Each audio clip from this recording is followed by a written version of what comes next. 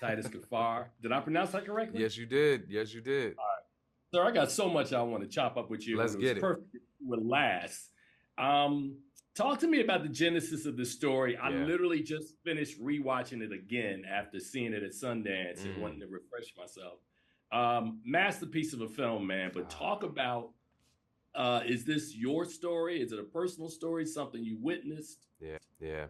It's a personal story, man. It started off, in fact, as a documentary. I started by shooting my father. I went back to Michigan where I grew up to visit my grandmother. And when we showed up to my grandmother's house, my father was sitting on the stoop and he wanted to talk. I didn't really want to talk. I didn't really want to have that conversation. It's been about 15 years. I had my boys with me, my sons, 5 and 7. They did not know who he was. And so I went into the house, and to my surprise, my grandmother told me that I needed to talk to him. Turns out my grandmother had orchestrated the entire thing. And so I went to my father's house and began to record him. So the scene that you see in the film is very much taken from the experience of going to film my father. But I started this project honestly because my sons who were 5 and 7 at that time are now 17 and 15 and going off to college. So I felt like I had to stop saying to them, I'll tell you when you're older. I'll tell you when you're older. And so I'm a storyteller, I'm an artist. And so this is how I decided to tell them the story. Well, I talked to Mr. Jelks earlier today, and I told him that watching him portray your father or the father in the story reminded me a lot of my story. My Mm. father raised me hard, man, and it was that Mm. generation of Yep. black men who, for lack of a better term, over time, you start to understand and mature that they did the best job they They did could. the They only best did they what job. they knew. They Um, own. so how did that, I love this film, man, because again, when I watch it, that final interaction Yeah. between father and son, man, and the words that are uttered, it almost brings tears to my eyes thinking about it. For I, you, how did you get to a place where you took all that anger, all that trauma, and you were able to move forward? How were you able to do that?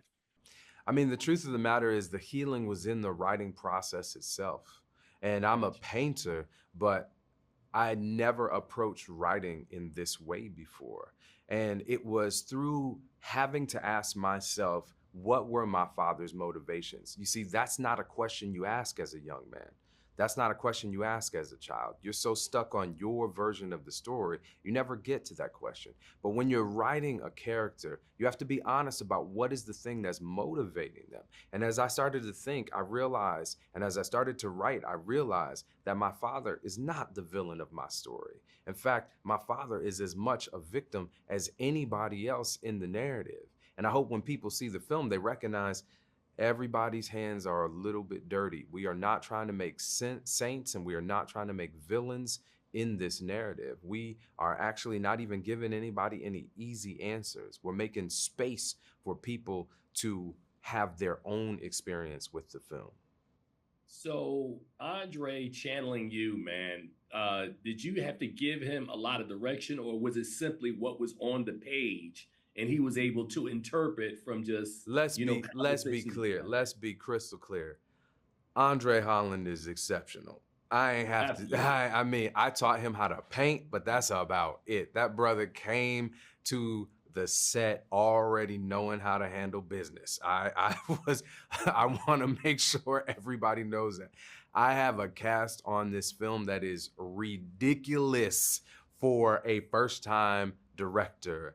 Ingenue Ellis Taylor, are you kidding me? Andra Day, John Earl, Jokes, Andre Holland.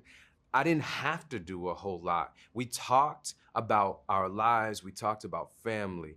Derek Cianfrance, my producer, gave me some of the best advice about directing.